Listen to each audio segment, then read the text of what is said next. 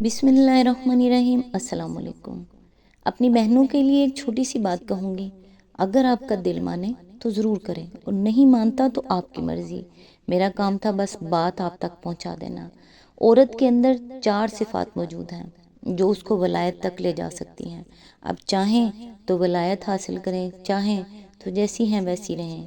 ایک، عورت روتی بہت ہے۔ اگر عورت کا رونا امت کے لیے ہو تو امت میں دین زندہ ہو جائے۔ نمبر 2، عورت بولتی بہت ہے۔ اگر آپ کا بولنا دعوت اللہ کے لیے ہو تو امت کو دین اسلام کی دعوت دینے والی بن جائے۔ نمبر 3، عورت کے اندر منوانے والی صفات موجود ہیں۔ اگر عورت اللہ کے راستے کے لیے منوائے تو کامیابی مل جائے۔ نمبر 4، عورت صبر بہت کرنے والی ہے۔ اگر دین کی مشقتوں پر صبر کرنے والی بن جائے تو اس عورت کا دین نکھر جائے۔ اللہ تعالیٰ سے دعا ہے کہ اللہ کریم آپ کی تمام حاجات اور دعاؤں کو پورا فرمائے، سلامتی، ایمان اور صحت کے ساتھ لمبی زندگی اور بے حساب آسانیاں عطا فرمائے، آمین یا رب العالمین۔ آج انشاءاللہ سورہ فتح کی آیت نمبر 16 سے سٹارٹ کریں گے۔ اس کا ترجمہ اور تفسیر تفہیم القرآن سے بیان کروں گی جو اہل سنت جماعت کے لیے ہے۔ اعوذ باللہ من الشیطان الرجیم، بسم اللہ الرحمن الرحیم۔ ان پیچھے چھوڑے جانے والے بدوی عربوں سے کہنا کہ عنقریب تمہیں ایسے لوگوں سے لڑنے کے لیے بلایا جائے گا جو بڑے زوراور ہیں، تم کو ان سے جنگ کرنی ہوگی یا وہ متی ہو جائیں گے۔ اس وقت اگر تم نے حکم جہاد کی اطاعت کی تو اللہ تمہیں اچھا اجر دے گا، اور اگر تم پھر اسی طرح منہ موڑ گئے جس طرح پہلے موڑ چکے ہو تو اللہ تم کو دردناک سزا دے گا۔ اس کی تفسیر ہے، اصل الفاظ ہیں آؤ یسلمونا، اس کے 2 معنی ہو سکتے ہیں اور دونوں ہی مراد ہیں۔ ایک یہ کہ وہ اسلام قبول کر لیں، دوسرے یہ کہ وہ اسلامی حکومت کی اطاعت قبول کر لیں۔ آیت نمبر 17، اگر اندھا اور لنگڑا اور مریض جہاد کے لیے نہ آئے تو کوئی حرج نہیں۔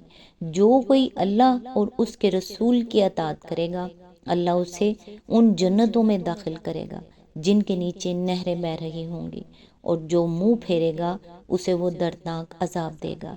اس کی تفسیر ہے، یعنی جس آدمی کے لیے شریک جہاد ہونے میں واقعی کوئی صحیح عذر مانے ہو اس پر تو کوئی گرفت نہیں، مگر ہٹے کٹے لوگ اگر بہانے بنا کر بیٹھ رہیں تو ان کو اللہ اور اس کے دین کے معاملے میں مخلص نہیں مانا جا سکتا، اور انہیں یہ موقع نہیں دیا جا سکتا کہ مسلم معاشرے میں شامل ہونے کے فوائد تو سمیٹتے رہیں، مگر جب اسلام کے لیے قربانیاں دینے کو وقت آئے تو اپنی جان و مال کی خیر منائیں۔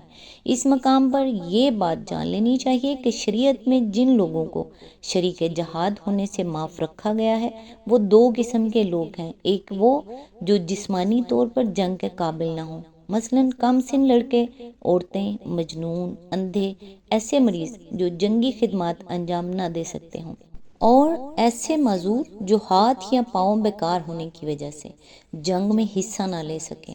دوسرے وہ لوگ جن کے لیے کچھ اور معقول اسباب سے شامل جہاد ہونا مشکل ہو، مثلا غلام، یا وہ لوگ جو لڑنے کے لیے تو تیار ہوں مگر ان کے لیے آلات جنگ اور دوسرے ضروری وسائل فراہم نہ ہو سکیں، یا ایسے قرض دار جنہیں جلدی سے جلدی اپنا قرض ادا کرنا ہو اور قرض خواہ انہیں مہلت نہ دے رہا ہو، یا ایسے لوگ جن کے والدین یا ان میں سے کوئی ایک زندہ ہو اور وہ اس کا محتاج ہو کہ اولاد اس کی خبر گیری کرے۔ اس سلسلے میں یہ وضاحت بھی ضروری ہے کہ والدین اگر مسلمان ہوں تو اولاد کو ان کی اجازت کے بغیر جہاد پر نہ جانا چاہیے، لیکن اگر وہ کافر ہوں تو ان کے روکنے سے کسی شخص کو رک جانا جائز نہیں۔ آیت نمبر 18، اللہ مومنوں سے خوش ہو گیا جب وہ درخت کے نیچے تم سے بیعت کر رہے تھے، ان کے دلوں کا حال اس کو معلوم تھا، اس لیے اس نے ان پر سکینت نازل فرمائی، ان کو انعام میں قریبی فتح بخشی۔ اس کی تفسیر ہے، یہاں پھر اسی بیعت کا ذکر ہے جو حدیبیہ کے مقام پر صحابہ سے لی گئی تھی۔ اس بیعت کو بیعت رضوان کہا جاتا ہے۔ کیونکہ اللہ تعالیٰ نے اس آیت میں یہ خوشخبری سنائی ہے کہ وہ ان لوگوں سے راضی ہو گیا جنہوں نے اس خطرناک موقع پر جان کی بازی لگا دینے میں ذرا برابر تعامل نہ کیا، اور رسول اللہ صلی اللہ علیہ وآلہ وسلم کے ہاتھ پر سرفروشی کی بیعت کر کے اپنے صادق الایمان ہونے کا صریح ثبوت پیش کر دیا۔ وقت وہ تھا کہ مسلمان صرف ایک ایک تلوار لیے ہوئے آئے تھے، صرف 1400 کی تعداد میں تھے، جنگی لباس میں بھی نہ تھے بلکہ احرام کی چادریں باندھے ہوئے تھے، اپنے جنگی مستقر یعنی مدینہ سے 250 میل دور تھے، اور دشمن کا گڑھ جہاں سے وہ ہر قسم کی مدد لا سکتا تھا صرف 13 میل کے فاصلے پر تھا۔ اگر اللہ اور اس کے رسول اور اس کے دین کے لیے ان لوگوں کے اندر خلوص کی کچھ بھی کمی ہوتی تو وہ اس انتہائی خطرناک موقع پر رسول اللہ صلی اللہ علیہ وآلہ وسلم کا ساتھ چھوڑ جاتے اور اسلام کی بازی ہمیشہ کے لیے ہار جاتے۔ ان کے اپنے اخلاص کے سوا کوئی خارجی دباؤ ایسا نہ تھا جس کی بنا پر وہ اس بیعت کے لیے مجبور ہوتے۔ ان کا اس وقت خدا کے دین کے لیے مرنے مارنے پر آمادہ ہو جانا اس بات کی کھلی دلیل ہے کہ وہ اپنے ایمان میں صادق اور مخلص اور خدا اور رسول صلی اللہ علیہ وآلہ وسلم کی وفاداری میں درجہ کمال پر فائز تھے۔ اسی بنا پر اللہ تعالیٰ نے ان کو یہ سند خوشنودی عطا فرمائی، اور اللہ کی سند خوشنودی عطا ہو جانے کے بعد اگر کوئی شخص ان سے ناراض ہو یا ان پر زبان تان دراز کرے تو اس کا معاوضہ ان سے نہیں بلکہ اللہ سے ہے۔ اس پر جو لوگ یہ کہتے ہیں کہ جس وقت اللہ نے ان حضرات کو یہ خوشنودی کی سند عطا کی تھی اس وقت تو یہ مخلص تھے، مگر بعد میں یہ خدا اور رسول کے بے وفا ہو گئے، وہ شاید اللہ سے یہ بدگمانی رکھتے ہیں کہ اسے یہ آیت نازل کرتے وقت ان کے مستقبل کی خبر نہ تھی، اس لیے محض اس وقت کی حالت دیکھ کر اس نے یہ پروانہ انہیں عطا کر دیا، اور غالباً اسی بے خبری کے بنا پر اسے اپنی کتاب پاک میں بھی درج فرما دیا تاکہ بعد میں بھی جب یہ لوگ بے وفا ہو جائیں ان کے بارے میں دنیا یہ آیت پڑھتی رہے اور اس خدا کے علم غیب کی داد دیتی رہے جس نے معاذ اللہ ان بے وفاؤں کو یہ پروانہ خوشنودی عطا کیا تھا۔ جس درخت کے نیچے یہ بیعت ہوئی تھی اس کے متعلق حضرت نافع مولا ابن عمر کی یہ روایت عام طور پر مشہور ہو گئی ہے کہ لوگ اس کے پاس جا جا کر نمازیں پڑھنے لگے تھے۔ حضرت عمر کو اس کا علم ہوا تو انہوں نے لوگوں کو ڈانٹا اور اس درخت کو کٹوا دیا۔ طبقات ابن سعد جلد نمبر 2 صفحہ نمبر 100۔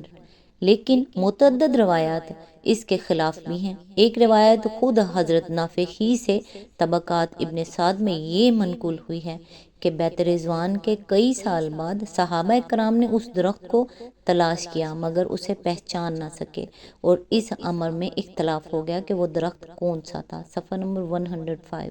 دوسری روایات بخاری و مسلم اور طبقات ابن سعد میں حضرت سعد بن المسیب کی ہے۔ وہ کہتے ہیں کہ میرے والد بیت رضوان میں شریک تھے، انہوں نے مجھ سے کہا کہ دوسرے سال جب ہم لوگ عمرۃ القضاء کے لیے گئے تو ہم اس درخت کو بھول چکے تھے، تلاش کرنے پر بھی ہم اسے نہ پا سکے۔ تیسری روایت ابن جریر کی ہے، وہ کہتے ہیں کہ حضرت عمر اپنے عہد خلافت میں جب حدیبیہ کے مقام سے گزرے تو انہوں نے دریافت کیا کہ وہ درخت کہاں ہے جس کے نیچے بیعت ہوئی تھی۔ کسی نے کہا فلاں درخت ہے اور کسی نے کہا فلاں۔ اس پر حضرت عمر نے فرمایا چھوڑو، اس تکلیف کی کیا حاجت ہے۔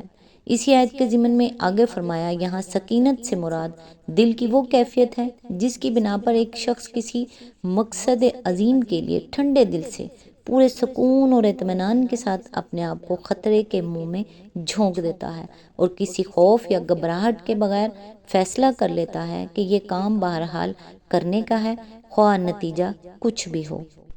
آیت نمبر 19۔